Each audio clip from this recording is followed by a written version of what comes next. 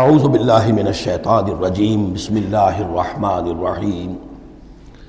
الم یاتکم نبأ الذین من قبلکم قوم نوح وعاد وثمود، کیا آ نہیں چکی ہیں تمہارے پاس خبریں ان لوگوں کی جو تم سے پہلے تھے، یعنی قوم نوح کی اور قوم عاد اور قوم ثمود، والذین من بعدہم، اور ان لوگوں کی خبریں کہ جو ان کے بعد تھے، لا یعلمہم الا اللہ، ان سب کو نہیں جانتا سوائے اللہ کے کوئی بھی۔ جاءتہم رسلہم بالبینات، ان کے پاس آئے ان کے رسول واضح نشانیاں لے کر، واضح تعلیمات لے کر، فردوا ایدیہم فی افواہہم، تو انہوں نے ٹھونس لی اپنی انگلیاں اپنے منہوں میں، وقالوا انا کفرنا بما ارسلتم بہ، اور انہوں نے کہا کہ ہم کفر کرتے ہیں اس سب کا جو دے کر تم بھیجے گئے ہو، وَإِنَّا لَفِي شَكٍّ مِّمَّا تَدْعُونَنَا إِلَيْهِ مُرِيبٍ، اور ہم تو جن چیز کی طرف تم ہمیں دعوت دے رہے ہو شکوک و شبہات میں مبتلا ہیں۔ میں نے عرض کیا تھا کہ سورہ رعد اور سورہ ابراہیم یہ آپس میں جوڑے کی شکل میں ہیں، ان میں بہت سی مشابہتیں ہیں، اور دونوں میں آپ کو وہ آیات ملیں گی جو سورہ بقرہ کے ساتھ بڑی گہری مناسبت رکھنے والی اور مشابہت رکھنے والی ہیں۔ یہ دونوں جو ہیں چھوٹی صورتیں ہیں، 6 رکوعوں پر مشتمل تھی سورہ رعد، اور یہ 7 رکوعوں پر مشتمل ہے سورہ ابراہیم، اور ان دونوں میں وہ نسبت موجود ہے کہ سورہ رعد میں رسولوں کا ذکر ایسا ہی ایک آیت میں آیا ہے، کسی کا نام نہیں۔ اس میں ہم دیکھ چکے ہیں کہ ایک تو حضرت موسیٰ علیہ السلام کا ذکر آیا صراحت کے ساتھ، اور کئی آیات اس کے ضمن میں نازل ہوئی۔ اب جو ذکر ہو رہا ہے وہ تمام رسولوں کو ایک جماعت فرض کرتے ہوئے کہ سب کے ساتھ ایک ہی سی بات ہوتی رہی ہے، سب کے ساتھ معاملہ جو ہے اسی قسم کا پیش آتا رہا ہے، سب نے ایک ہی دعوت دی ہے، سب کے رد عمل جو تھا ان کی قوم کی طرف سے وہ بھی تقریباً ایسا ہی رہا ہے۔ تو یہاں ایک جماعت کی حیثیت سے رسولوں کو وہ سامنے رکھ کر اور بات کی جا رہی ہے کہ جو بھی آئے رسول بینات لے کر، تو لوگوں نے یہی کہا کہ ہمیں تو شک و شبہ ہے اس چیز کے بارے میں جو تم لے کر آئے ہو۔ قالت رسلہم، کہا ان سے ان کے رسولوں نے، اب یہ جمع کا صیغہ چلے گا، افی اللہ شک فاطر السماوات والارض،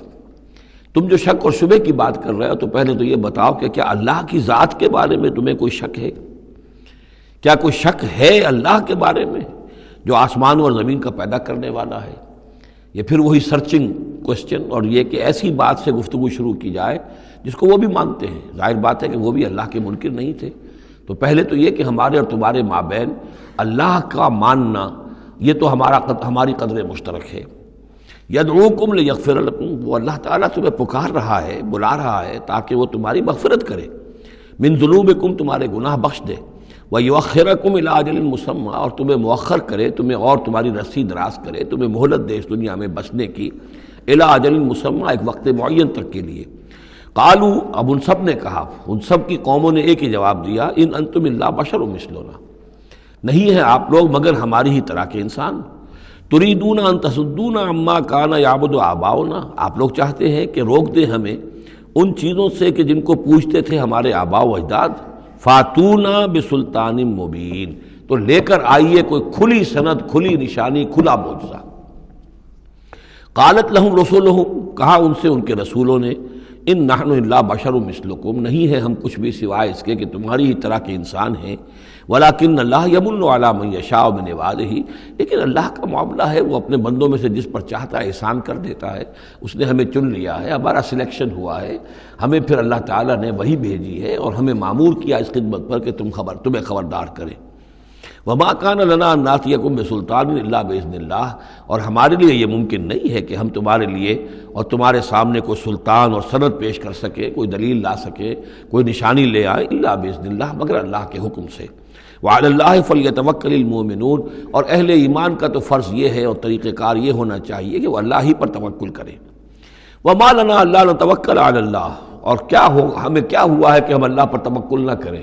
how is it possible for us, کیسے ممکن ہے کہ ہم اللہ پر توکل نہ کریں؟ وقد ہدانا سبلنا، اس نے تو ہمیں اپنے راستوں کی ہدایت دی ہے، ہمیں اپنے طرف آنے والے راستے، تقرب الی اللہ کے تمام طریقے اس نے ہمیں سکھا دیے ہیں۔ وَلَنَصْبِرَنَّ عَلَىٰ مَا آذَيْتُمُونَا، اور جو تم ہمیں ایذائیں پہنچا رہے ہو، جو بھی تم کہہ رہے ہو، ہم اس پر یقیناً اللہ تعالیٰ ہم صبر کریں گے اس پر کہ جو بھی تم ایذا پہنچا رہے ہو۔ وَلَنَصْبِرَنَّ عَلَىٰ مَا آذَيْتُمُونَا وَعَلَى اللَّهِ فَلْيَتَوَكَّلِ الْمُتَوَكِّلُونَ، اور اللہ تعالیٰ ہی پر تمام متوکلین کو توکل کرنا چاہیے۔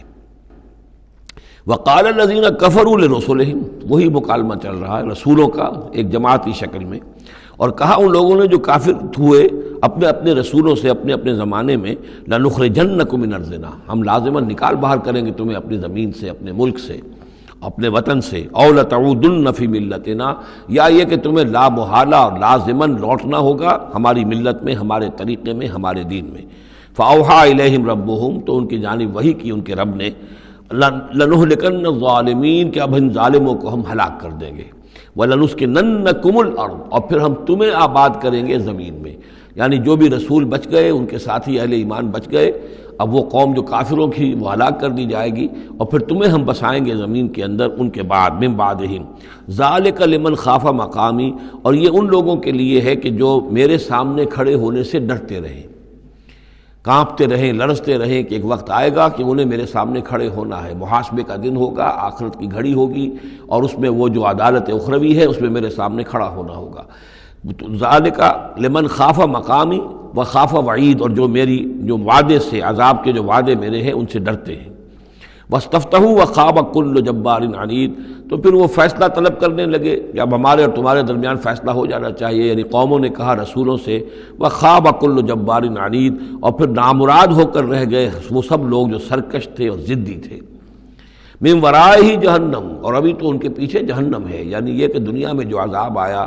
عذاب استحصال آیا، ہلاک کر دیے گئے، کلم یغنوا فیہا، ایسے ہو گئے جیسے کبھی تھے ہی نہیں، لا یرا الا مساکنہم، ان کے مسکن اور محل تو باقی رہ گئے لیکن ان کے مکین جو ہے کہیں باقی نہ رہے۔ تو ان کا حال یہ ہے کہ من ورائہ جہنم، ابھی اس کے پیچھے جہنم ہے، ویسقا من ماء صدید، اور ان کو پینے کو دیا جائے گا پیپ والا پانی، یتجرعہ، جب شدید پیاس کی وجہ سے اسے گھونٹ لینے کی کوشش کرے گا، ولا یکاد یسیغہ، لیکن اسے گلے سے نہیں اتار پائے گا، حلق سے نہیں اتار پائے گا، ویاتیہ الموت من کل مکان، اور اسے ہر طرف سے موت آتی ہوئی نظر آئے گی، وما ہوا بمیت، لیکن موت آئے گی نہیں، اور اس کا جو ہے وہ سختی کا سلسلہ ختم نہیں ہوگا۔ یعنی ایک سختی وہ بھی ہوتی ہے جس میں موت راحت پہنچا دیتی ہے انسان کو۔ آپ نے دیکھا ہوگا بہت سے بیمار ہوتے ہیں بیچارے، شدید بیمار ہیں، ان کے لیے تو موت ایک طرح سے راحت کا سامان بن جاتی ہے کہ ان کی وہ موت، ان کی سختی ختم ہو گئی۔ لیکن جہنم وہ جگہ ہے کہ جہاں موت نہیں آئے گی، لا یموت فیہا ولا یحیا، نہ پھر اس میں موت ہی آئے گی، نہ وہ زندوں میں ہوں گے نہ مردوں میں ہوں گے، بلکہ یہ ہے کہ وہ عذاب کی سختی مسلسل جھیلنی ہوگی۔ وَمِن وَرَائِهِ عَذَابٌ غَلِيظٌ، اور اس کے بعد یعنی عذاب کے اندر سختی ہوتی چلی جائے گی، درجات بڑھتے چلے جائیں گے، شدت میں اضافہ ہوتا چلا جائے گا۔ صدق اللہ العظیم۔